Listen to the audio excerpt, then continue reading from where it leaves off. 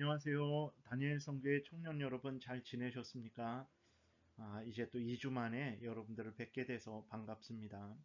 여러분들 이렇게 소요리 문답이 딱딱한 것 같지만 근데 성경을 아주 명확하게 잘 우리가 이해할 수 있고 또 다른 사람들에게 성경을 설명할 때 아주 분명하고 명확하게 설명을 해줄 수 있습니다.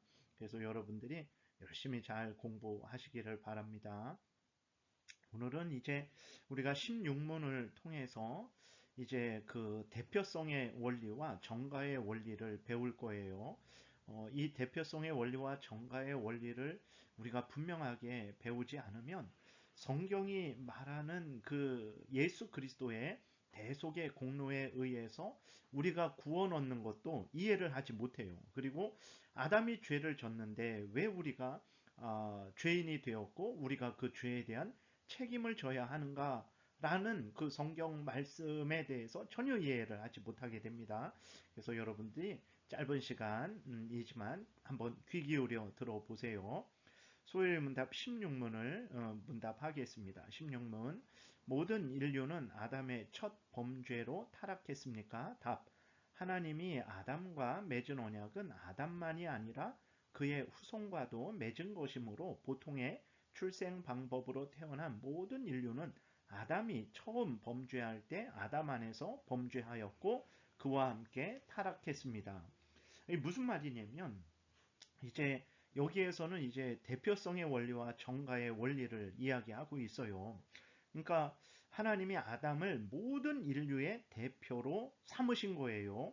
모든 인류를 대표하는 아담과 언약을 맺으신 것은 아담 한 개인과만 맺은 것이 아니라 모든 인류와 언약을 맺은 것이라는 것을 우리가 분명히 이해해야 됩니다. 그러니까 하나님이 창세기 2장에서 아담을 만드시고 선악을 알게 하는 나무의 열매는 먹지 말아라. 먹으면 죽을 것이다.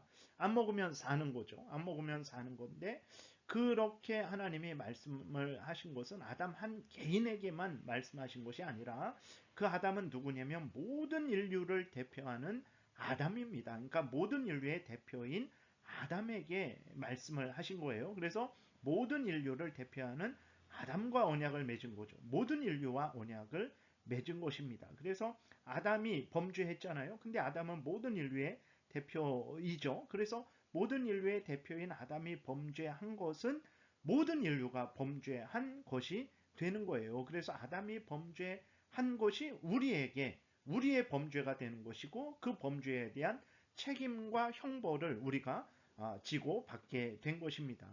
이것은 이제 전가에 의해서 이루어지는 거죠. 그러니까 아담의 범죄가 모든 후손의 범죄가 되는 것은 정가의 원리를 통해서 이루어지는 거예요. 정가한다. 여러분들 그런 말을 많이 쓰죠. 책임을 정가시킨다.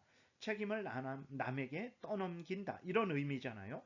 당신의 책임을 나에게 전가시키지 마세요. 라고 이렇게 말을 하잖아요. 그때 사용하는 말입니다. 성경에서는 이제 전가라는 말을 어떤 사람이 하지 않았는데 그가 한 것으로 여겨지는 행위를 이제 전가라고 말을 하는 거예요. 그러니까 아담의 후손들은 직접 죄를 범하지 않았죠. 아담이 범죄한 거예요. 근데 아담이 범죄한 것을 아담의 후손이 범죄한 것으로 하나님이 그렇게 여기시죠. 그래서 아담만 형벌을 하는 것이 아니라 아담의 모든 후손들인 우리들에게도 하나님께서 형벌을 하시는 거예요. 왜 그러신가? 아담이 대표이기 때문에 두 번째는 정가의 원리에 의해서 아담의 죄가 후손들에게 떠넘겨진 거예요. 그래서 후손들이 직접 죄를 짓지 않았음에도 대표인 아담이 범죄한 그 범죄가 후손들에게 전가된 거죠. 그래서 후손들이 죄로 오염되고 부패된 것이고 그 죄에 대한 책임을 지게 된 것입니다. 아담이 인류의 대표이고 또 아담의 죄가 모든 그 후손들에게 전가되었다라는 것을 인정하지 않게 되면 예수 그리스도가 택한 백성들의 구원주라는 사실이 성립되지 않습니다. 예수 그리스도의 대속의 공로 때문에 택한 백성들이 구원 얻는다는 성경의 말씀이 잘못된 것이 되는 거죠. 왜 그렇습니까? 여러분 보세요. 우리가 구원 얻은 것은 우리가 하나님의 법을 완전히 지켰기 때문에 그렇습니까? 우리가 지은 죄에 대해서 하나님 앞에 그 죄값을 다 치렀습니까? 그래서 우리가 지옥에 가지 않는 겁니까? 아니잖아요. 우리가 지은 죄에 대한 형벌을 받지 않고 지옥에 가지 않고 생명을 얻고 천국에 가게 된 것은 어떻게 된 것입니까? 예수님이 우리 대신 하나님의 법을 완수하시고 그리고 예수님이 우리 대신 우리가 받아야 될 지옥 형벌을 십자가에서 다 받으셨기 때문에 우리가 죄를 용서받고 지옥에 가지 않는 것이고 천국에 가게 된 거잖아요. 그러니까 우리의 구원은 우리의 대표이신 예수 그리스도께서 우리를 대신해서 하나님의 법에 완전히 순종하시고 우리가 받아야 될 죄값을 예수 그리스도께서 대신 받으셨기 때문에 그렇죠. 그래서 믿는 자에게 그 예수 그리스도가 받은 의의를 예수 그리스도의 대속의 공로를 믿는 자에게 하나님이 전가시켜 주시는 거예요. 그러니까 예수 그리스도의 것을 우리의 것으로 여겨주는 거죠. 예수 그리스도를 믿는 자에게 예수 그리스도의 그 대속의 공로 예수 그리스도의 거잖아요. 근데 그것을 우리에게 적용시켜 주셔서 우리에게 생명을 주신 것이고 우리에게 죄값을 그 죄에 대한 형벌을 받지 않게 해주신 것입니다. 그러니까 성경은 이게 처음부터 대표성의 원리, 정가의 원리를 말을 하고 있는 거예요. 그래서 특별히 이제 성경에서 말하는 정가는 세 가지 정가가 있습니다. 아담의 죄가 후손들에게 전가되었죠. 그리고 하나님의 택한 백성들의 죄가 예수님에게 전가되었어요. 그러니까 우리가 받아야 되는데 우리의 죄가 예수님에게 전가되어서 예수님이 우리 대신 그 죄값을 받으신 거예요. 그리고 예수님의 공로, 예수님의 의가 우리에게 전가되어서 우리가 이렇게 생명을 얻고 죄 용서함을 받게 된 거죠. 그러니까 아담의 죄가 모든 후손에게 전가되었고 택한 백성들의 죄가 예수 그리스도에게 전가되었고 예수 그리스도의 의가 예수 그리스도의 대속의 공로가 택한 백성들에게 믿는 자들에게 전가되었다. 요 세 가지 전가를 여러분들이 잘 이해를 하고 계셔야 됩니다. 그럼 이제 좀 구체적으로 살펴보겠습니다. 아담은 모든 인류의 머리요 대표입니다. 즉 아담은 태어날 모든 후손을 대표하는 대표자입니다. 우리가 앞에서 간략하게 살펴봤죠. 하나님은 하나님의 뜻대로 아담을 모든 인류의 대표로 머리로 삼으셨어요. 그래서 우리가 항상 아담을 이해할 때 한 개인으로 이해를 해서는 안 되고 모든 후손들, 태어난 모든 후손들을 대표하는 대표인 아담으로서 이해를 해야 되는 것입니다. 그러니까 아담은 아담이고 나는 나고 그러지 않습니다. 아담은 나를 대표한 아담이었어요. 이렇게 해석을 해야 됩니다. 고린도전서 15장 21절에 사망이 한 사람으로 말미암았으니 그쵸? 아담 때문에 모든 인류가 죽었죠. 죽은 자의 부활도 한 사람으로 말미암는도다. 예수 그리스도를 말하는 거죠. 우리가 죽음에서 죄 용서를 받고 이제 다시 부활하게 된 것도 우리의 공로에 의해서 그런 게 아니죠. 예수 그리스도께서 우리 대신 죽으시고 부활하심으로 말미암아서 그 예수 그리스도의 대속의 공로에 근거해서 우리도 이제 부활하게 된 거죠. 아담 때문에 우리가 죽었지만 예수 그리스도 때문에 우리가 산 거죠. 22절. 아담 안에서 모든 사람이 죽은 것 같이 그리스도 안에서 모든 사람이 삶을 얻으리라. 21절을 22절에서 아주 정확하게 설명해 주고 있죠. 히브리서 7장 9절에 또한 10분의 1을 받는 레위도 아브라함으로 말미암아 10분의 1을 바쳤다가 할 수 있나니 이는 멜기세덱이 아브라함을 만날 때에 레위는 이미 자기 조상의 허리에 있었습니다.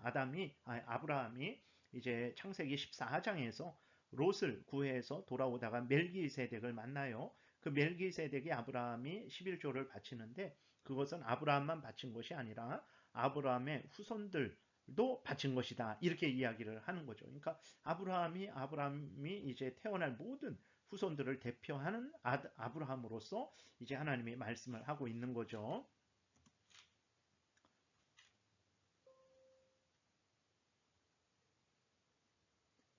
컴퓨터가 이게 늦게 돼서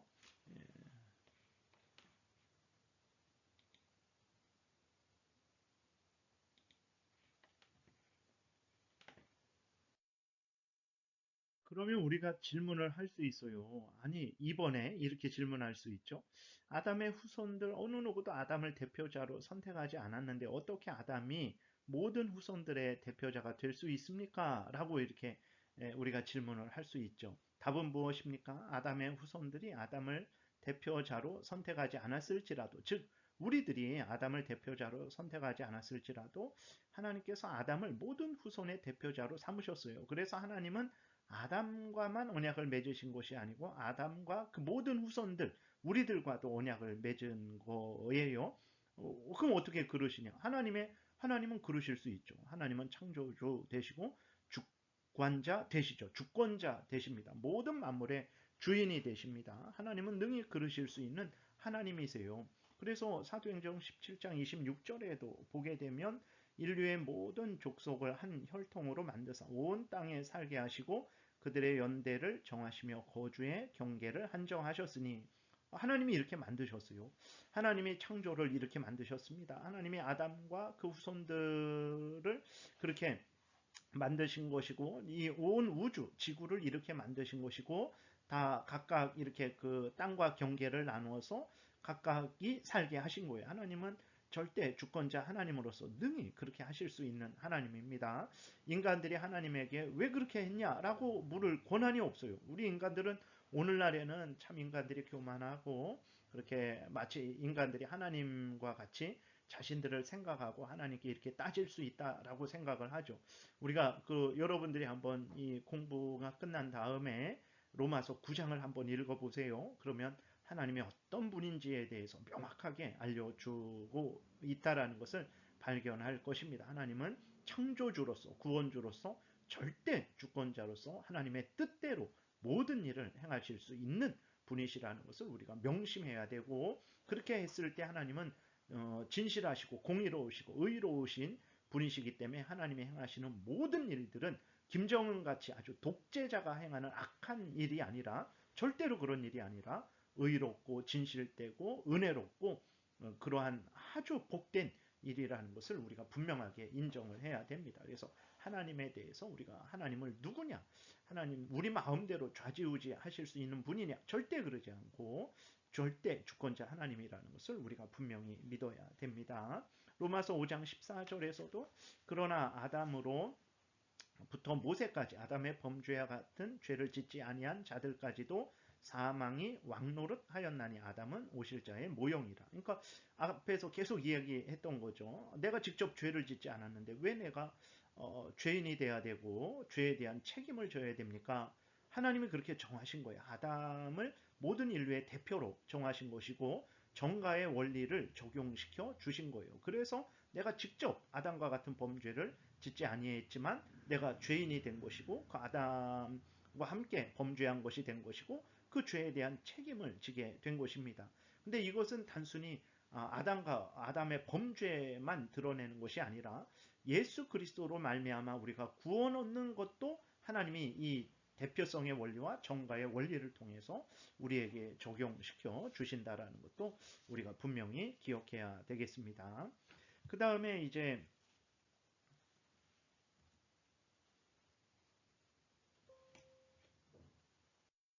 분명하게 그 앞에서 말씀드렸던 대표성의 원리와 정가의 원리를 온 성경을 통해서 알려주고 있어요. 그래서 아담의 모든 후손들, 즉 일반 생육법에 의해 태어난 자들, 이제 한 남자와 한 여자가 결혼해서 이제 한 몸이 되어서 자식을 낳죠.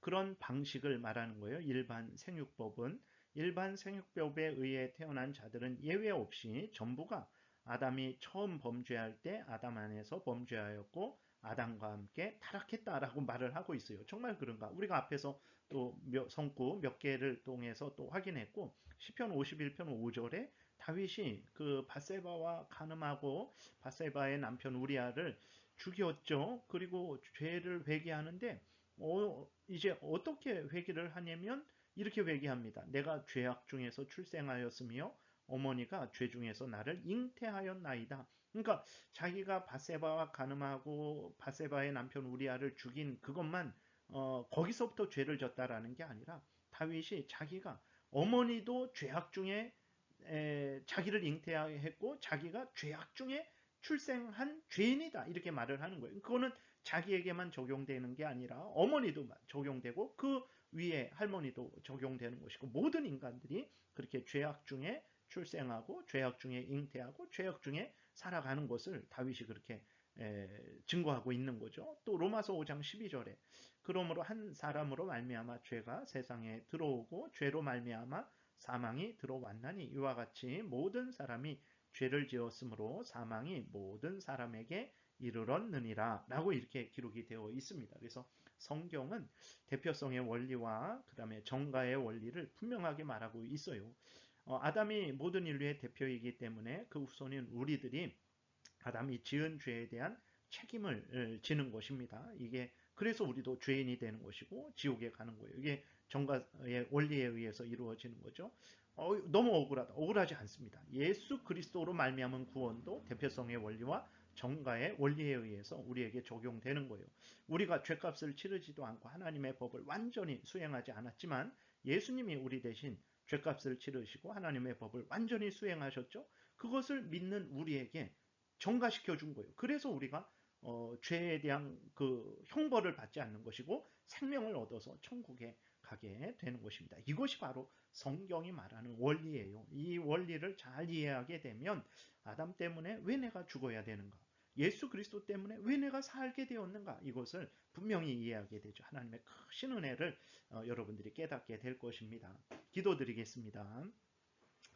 하나님 아버지 감사합니다. 이제 또 성경에서 알려주시는 하나님의 뜻을 잘 명확하게 깨달아 알게 도우시고 내 마음대로 생각하고 말하고 행동하며 믿는 것이 아니라 성경에서 알려주는 대로 우리가 믿고 따르게 도와주옵소서.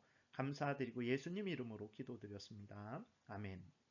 다니엘 선교회 청년 여러분, 날씨가 많이 추워졌는데 건강 잘 챙기시고 또 여러분들 연말 하나님 은혜 안에서 잘 보내시고 연초 하나님의 은혜 안에서 새롭게 복되게 맞이하시기를 바랍니다. 네, 건강하세요.